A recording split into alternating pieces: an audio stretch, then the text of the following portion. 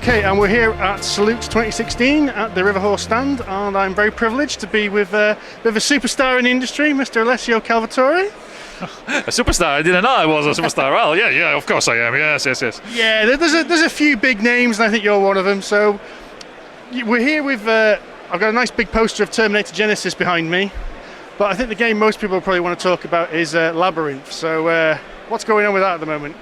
Yes, it's been astonishing. It's totally astonishing. I mean, I've never experienced this. Is the Facebook group has gone up by from 2,000 on Tuesday to 15,000 today in less than 5 days.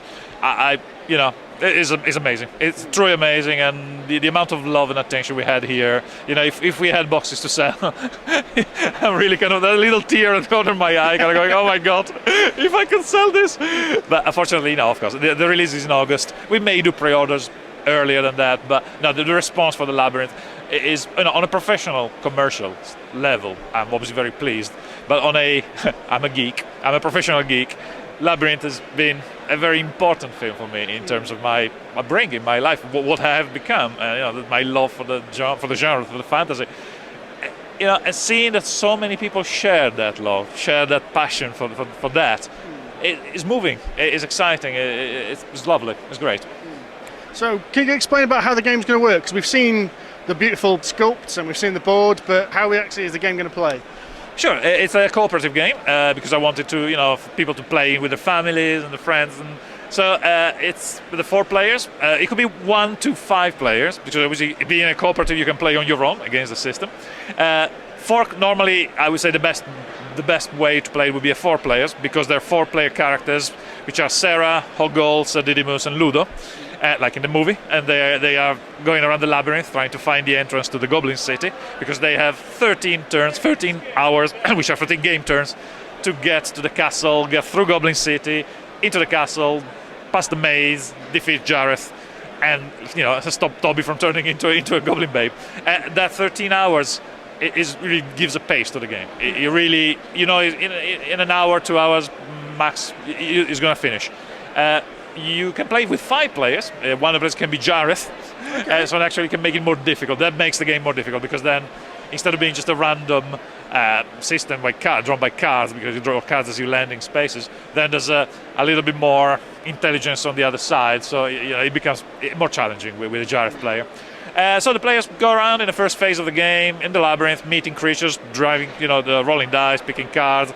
The interesting thing is you're trying to meet your friends, because when you meet your friends, then you can join up and you move together until you form like a little party, a little group of 4, which is the ideal thing, because obviously the more of you are moving together, the easier it is to overcome the challenges, to defeat the monsters, defeat what you meet. And so basically, sooner or later, you'll find the entrance to Goblin City, and then Jareth will panic, summon the guard, so you have to fight your way through Homungus, the guardian of the gate, and then you have to go through the Goblin Infantry, Goblin Cavalry, even the Goblin Artillery, the kind of machine gun Goblin thing. And if you defeat all of them, then Sarah, and only Sarah, because that's the way it's done, has to walk into the castle on her own and has a last challenge against Jareth. If she wins the challenge against the maids effectively, then she can face off against Jareth, and basically at that point the game is won. The player just has to recite the spell. Okay. Recite, like in the movie, for dangers untold, and you have to say it all. And of course you can read it, we have a little card that can help you with that, but I'm a bit shy of trying to recite it now. Was it for dangers untold and hardship and numbers, I have fought my way to the castle through Goblin City on the God, I'm struggling to remember it now, and I've seen it. I can remember most of that script of that film, but not that bit. Anyway, which is funny because it's exactly the fact that Sarah cannot remember the words. She's struggling as well with that, which is awesome, isn't it? It's like she always goes, "Oh, I never remember that bit. What's the last bit? Oh yeah, you have no power over me." Yes. So just like Sarah, we don't remember it. But yeah, so the idea is, you get there, you win within 13 turns. If you don't, you lose. Okay. Game over. So, with it being a cooperative game, is there much in the way the game changes between plays? Because I think that what makes a cooperative game kind of gives its longevity and makes randomness, things change each time you play. Does that happen? Well, for starters, you remove cards at the beginning to make the deck every time different. The cards, obviously, depending on which order you draw them and what you meet in which order, and obviously the outcome of the rolls. Some games finish. If you're very lucky, if everything goes your way, you may finish it at turn 10, roughly. I've seen some really lucky, where everything goes your way. Often it gets really close to the you're going to turn 12, but you're still away. So it seems very balanced. The game itself, the card with the gate is not placed. It's placed when you prepare the deck at the beginning. It's placed not always. It's in the bottom third of the deck. Right. So you have to go through 2/3 of the deck, but then you don't know where is it in the last third of the game. So again, that affects game length. The expansions we are planning will add extra models because the models I mentioned are playing pieces in plastic, but we're going to add some more pieces in there with extra cards, and there you go, more challenging, more. I suspect that may make it more difficult. You can tweak if you find a game too easy or too difficult, you can tweak the amount of willpower that each character has, which means basically you can make the challenge, you can raise the bar or lower the bar a bit depending on how you feel about that. And then you can try it with Jarthin, and that again is a different game really with Jarthin. Yeah. Okay. It varies also with number of players because depending on the number of players, the difficulty changes because you really win by banding together and joining together, and with more players it's easier. So anyway. Okay. So, of course, this is a licensed product. You've got Terminator Genesis, and you've just kind of revealed Hunt for Red October. How easy is it to get hold of these licenses? It's not.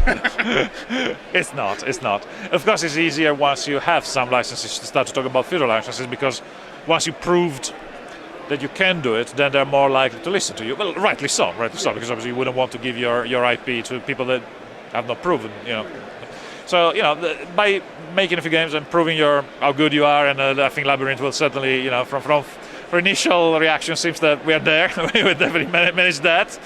And it becomes progressively easier in the sense that at least it's easier for them to listen to you. If you have something, you go, right, we've done this. Yeah. And they go, oh, you've done that. Cool. Okay, let's talk. As opposed to, hello, I have an idea for a game. Who the devil are you? Yes. So yes, but the initial is really difficult. Yeah, it's really at the beginning it's difficult. So, am I right in thinking this was Lucasfilm was the original Labyrinth? So does that mean you've been dealing with Disney on this? No. The copyright is the right is with Henson's, Jim Henson's company. Yeah. Just Lucas directed it, I think. I think he was a producer. I know Terry Jones from the Monty Python wrote it, didn't he? And Jim Henson wrote it. Jim Henson directed it? I think maybe Jim Henson directed it. Himself, yeah. So Lucas was involved, but no, it's not a property of Lucasfilm and Disney. Yeah. Okay. So when can we expect to see more of this? When we'll have a chance to play it, and when we'll have a chance to get it in our little hands? Well, if you join the newsletter of River Horse, you get all the latest, all the important updates about this. For Labyrinth, the release is planned for August. Okay. Yep, late July, August. Basically, we want it at Gen Con. Must be a Gen Con. Yeah. And I think. Because I remember reading somewhere you were thinking of getting it for the UK Games Expo. I take it that slipped a bit. I think that's a bit optimistic. I would say it was a bit optimistic, but we tried. But particularly with licensing approvals and things, it always takes. Everything seems to take a bit longer than you think it's going to take. But in this case, it's definitely well worth it. So Gen Con, August, Gen Con, and you can. I think we were going to allow people to pre-order earlier than that, much earlier. So there's a chance for that. And of course, what we haven't talked about is towards the end of the year we have a Hunger Games game coming out. I know your colleague slipped that in earlier. That's the first we've heard of that. Yeah, no, we announced it. It's on the website. It will be based on the World of the Hunger Games. Indeed, we're gonna crowdfund that in probably June, something like that. Okay. And finally, I guess very exciting other thing we're doing is we just got a license for a role-play game, our first role-play game, which is based on My Little Pony. Okay. It's called Tales of Equestria, as in Tales of Equestria, of course. Okay. Tails, which is I love it to bits. I have a 7-year-old daughter. With her, we watched them all, and we're doing it together. It's just awesome. So you're getting quite a diverse portfolio. You know, there's miniatures games, board games, strategic, historic, TV licenses, role-playing games based on Kids Cartage. What is there any particular direction, or is it just when you come up with an idea, that's it, I'm going for it? Well, I am a bit of a magpie. Yes, it's difficult for me to say no, but I think what I try to do, honestly, is my company. I like to work on IPs that I like, I enjoy, and all of the ones we worked on, I really like. Red October is a fantastic film. Hunter Red October, I always watch it. Every time it's on telly, I have to watch it. Yeah, it's just awesome. There's some amazing one-liners in there. It's great. Labyrinth, as I said before, one of the most important films in my life. Hunger Games, I read all the books, I watched all the movies. I find it very moving, quite strong.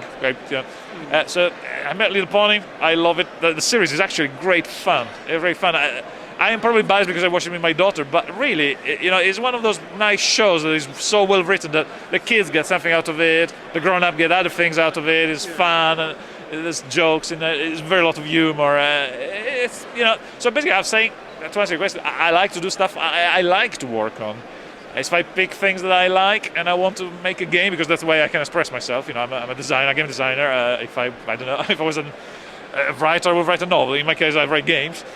So I like to turn something I love into a game that hopefully people will love. And that's it. That's the river horse philosophy, if you want.